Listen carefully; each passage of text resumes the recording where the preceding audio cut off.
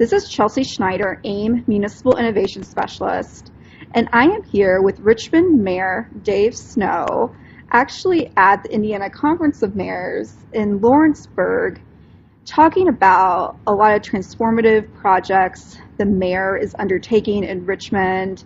First off, a really cool project, kind of long time in the making, to demolish a former dilapidated hospital along a main transportation corridor through the city. So, Mayor, tell me a little bit about that. Yeah, well, first of all, thanks for having me. I appreciate you taking time to let me sit down and talk with you.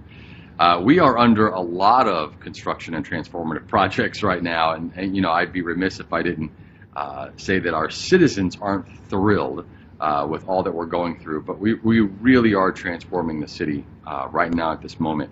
Talking about that hospital, you know, very unique situation, but it's something that a lot of mayors deal with, where you have a big old building that changes hands, and through one way or another, what ends up happening is it gets dumped in the mayor or the commissioner's lap, and it appears to be this giant boondoggle that you can't circumvent. You can't get around it.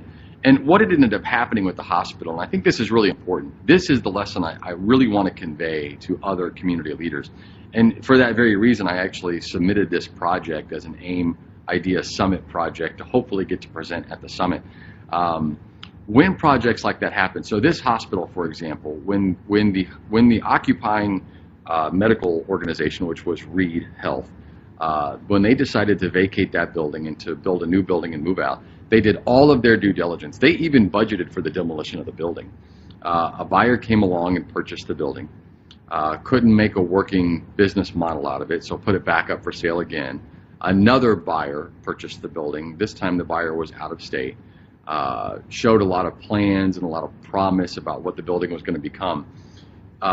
Then we question now whether those plans were ever legitimate, but ended up just gutting the building, walking away from it. Excuse me. And taking no responsibility for it at all. So now the building sits vacant for nearly 10 years. We have a basement full of water, 10 feet of water inside the building, and just what had turned into an attractive nuisance. Now it had become a place of exploration. You got to go check out the old hospital because, you know, it's all run down and dilapidated. And you know, I came into this office, a lot of people saying, what are you going to do about that old hospital? And we knew it was just a matter of time before we saw a loss of life in the building because it had become an attractive nuisance. What ends up happening with buildings like that is they take on this air of myth.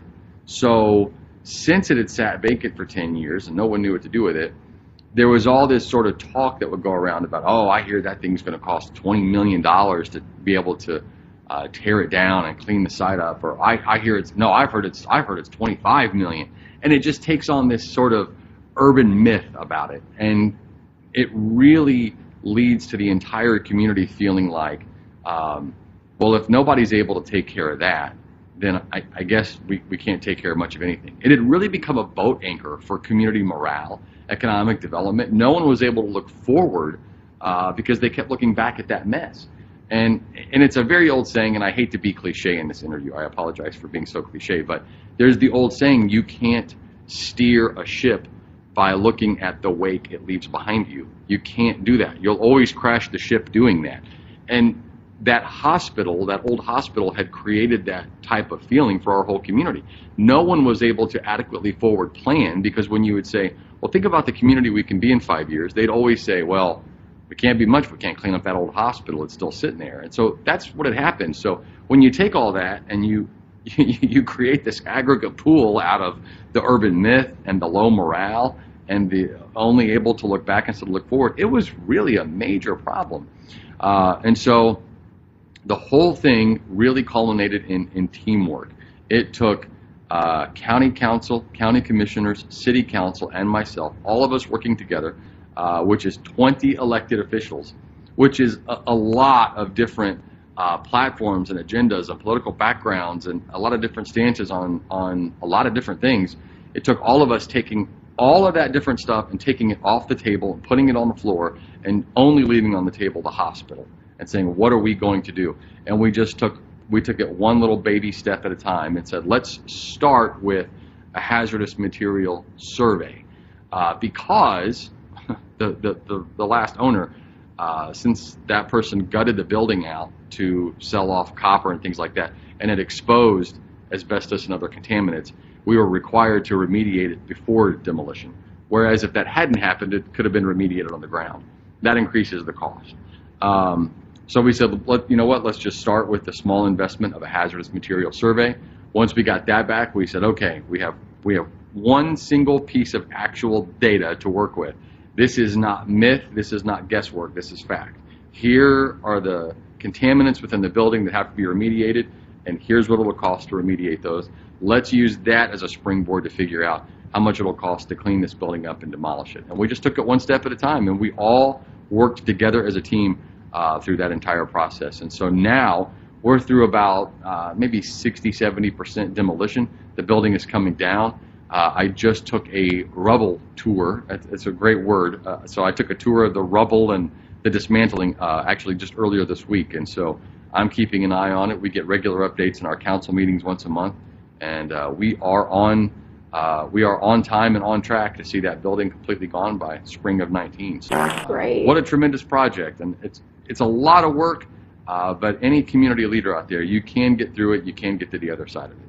Definitely. You were talking about how the hospital being there and being in the shape it was really was kind of drained the morale, Absolutely. Of the community. Now that progress is being made, I mean, do you see a ripple effect to that, just kind of re-energizing, Absolutely. what you're doing? So because so when I was running for mayor and in that first year in office, everywhere I went, everywhere was, what are we going to do about that old hospital? What's going to happen? Now I'm going to speak to groups, and they're saying, well, what's going to go there? What's going to be next? And so people are starting to look forward instead of looking backward, and that's huge for our community. But one of the most important things I can convey about that whole project, I'm terribly sorry. There's no magic bullet, no special sauce, if you will. It really is just tenacity and teamwork. There is no secret recipe that made this work where they go, we can't duplicate that here. You absolutely can duplicate that in any community if you're just really tenacious about it and you work together as a team. That's what it requires, and if you do that, you'll get it done. Great.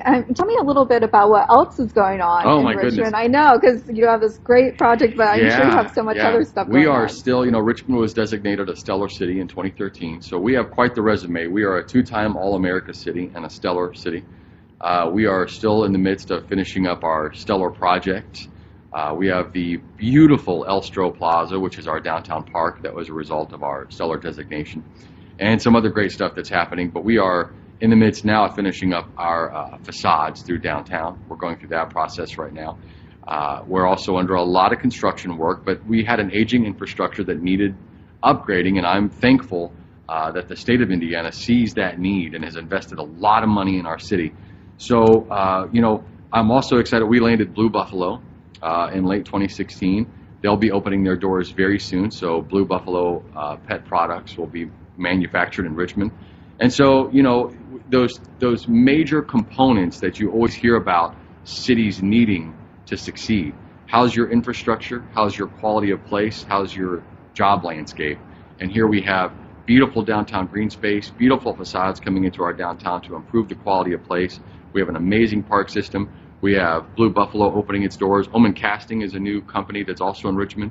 So we have new jobs on the horizon coming, and all those pieces are there, and the infrastructure is being fixed. And so those three major players in any city's success are all in the process of improvement right now in Richmond. And so it's really important to me to make Richmond a real gold star on the map of Indiana. And so, yesterday I was elected president of the Indiana Conference of Mayors. And so my very first line of business right out of the gate is I said, does that allow me the leverage to lobby for Indiana Conference of Mayors to meet in Richmond? I would really like to show all this off to all the mayors of the state. And the answer was, well, you're the boss now. So Jesus, whoa! if that's what you want to do. So I said, absolutely. I really want to bring the mayors to Richmond. So I will look forward to hosting the mayors in 2019 and showing them all the work we're doing and what we're getting done, and hopefully we can set a good example for the state.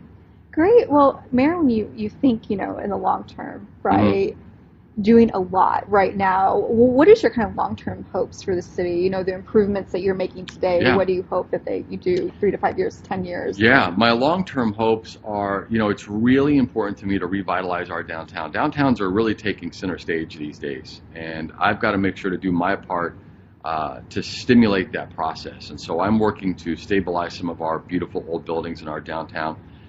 Also to, like I said, fix that infrastructure, but to increase the connectivity. So I'm installing a bicycle and pedestrian pathway right now through our downtown historic depot districts to connect all that together, and then to invigorate some of the housing market down there so that we are attracting people, and particularly those millennials that we talk about all the time. It's always a subject.